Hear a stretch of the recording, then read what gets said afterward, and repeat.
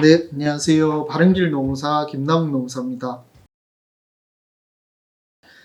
이미 끝난 지 몇 년이나 지난 사건이긴 한데요. 물론 다른 사건도 다 열심히 조사하고 준비하지만 이 사건은 특히나 더 정말 열심히 발로 뛰어가면서 했던 사건이었습니다. 상하수도 설비공사 작업을 하시던 분이었는데 젊은 나이에 뇌출혈이 온 사건이었습니다. 나이가 당시 기준으로 한 20대 중후반 정도였고 키도 크고 체격이 건장한 남자분이셨어요. 결론부터 말씀드리면 사건이 정말 어려웠습니다. 처음 저한테 상담하러 왔던 분은 그분의 고모였는데 조카가 일하다가 갑자기 쓰러져서 산재 신청을 했더니 불승인이 됐다는 거예요.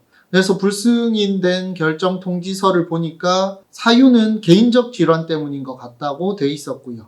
불승인 사유가 이렇게 개인적 질환인 것 같다 이렇게만 돼 있으면 결정문 가지고는 사실 구체적인 사유를 확인하기가 어렵거든요. 그래서 먼저 공단에 정보공개 청구해서 기존 자료를 좀 검토를 해봤습니다. 정보공개 청구해서 자료를 봤더니 몇 가지 문제가 좀 있었는데 일단 업무 시간이 제대로 조사가 안 돼 있던 부분이 있었고요. 업무 부담 요인도 누락이 된 점이 좀 있었고 근로복지공단 담당자가 일을 제대로 안 했다, 열심히 안 했다 이런 게 아니라 공단 담당자들은 원래 사건을 워낙 여러 건 처리하다 보니까 직접 나가서 조사하는 경우가 많지가 않고 그러기도 사실 쉽지가 않아요. 그래서 신청하시는 분이 이런 점들을 좀 주요하게 봐줬으면 좋겠다라고 주장을 해야 되고 그런 참고 자료를 제출을 해야 되는데 그 청년이 일하던 회사가 친척이 직접 운영하는 곳이었거든요. 그래서 가족들은 실제로 힘들게 일함에도 불구하고 힘들게 일한다고 하면 그 친척인 사장한테 불이익이 갈까봐 좀 실제 일하는 것보다 덜 힘든 척 했던 게 문제가 되기도 했었죠. 그리고 결정적으로 재해자한테는 뇌동정맥 기형이라는 기저질환이 좀 있었습니다. 뇌혈관 중에 동맥이 모세혈관을 거치지 않고 바로 정맥으로 연결되는 기형을 말하는데요. 보통은 선천적인 발달 이상으로 생기는 경우가 많고 이런 기형이 있는 사람들은 20대나 30대에 특별한 이유 없이 뇌출혈이 발병하기도 하거든요. 그러니까 뇌동정맥 기형이 있어도 뇌출혈이 업무와 관련 있는 산재다라고 하려면 명백한 업무상 요인이 있어야 하는 문제가 있는 거죠.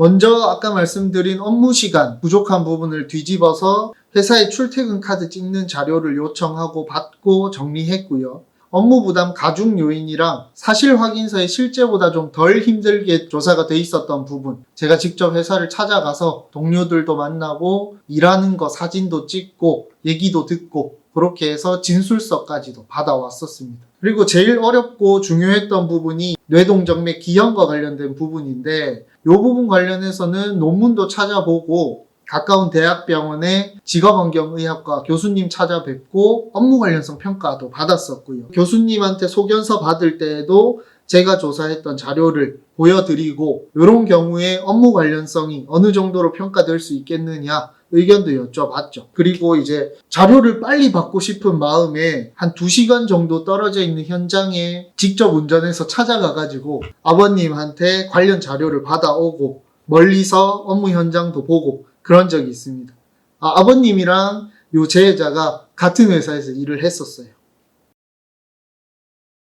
사건은 결국 재심사위원회까지 가서 승인을 받아냈습니다. 재해자에게 뇌동정맥 기형이 있어서 남들보다 쉽게 뇌출혈이 발병할 수 있는 소인이 있는데 업무 시간이나 육체적인 강도, 정신적 긴장도 측면에서 재해자가 평소에 과로를 해왔고 특히 재해 당일에는 무거운 물건을 들다가 쓰러졌기 때문에 순간적으로 혈압이 높아졌을 가능성에 대해서 끈질기게 주장을 했습니다. 그래서 인용이 됐던 거고요.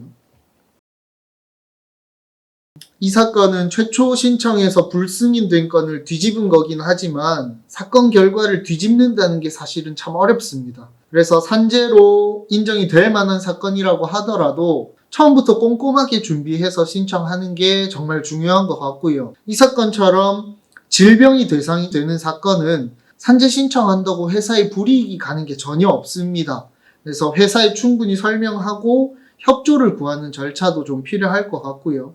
무엇보다도 이제 뚜렷한 개인적 질환이 있는 경우라도 명백한 업무상 요인이 겹쳐 있으면 산재로 인정돼야 하는 사건들도 많이 있습니다. 어렵다고 처음부터 포기하지 마시고 도움이 필요하시면 저희나 경험 많고 잘하는 노무사 사무실에 그러니까 전문가를 찾아서 도움을 받고 정당한 보상을 받으셨으면 좋겠습니다.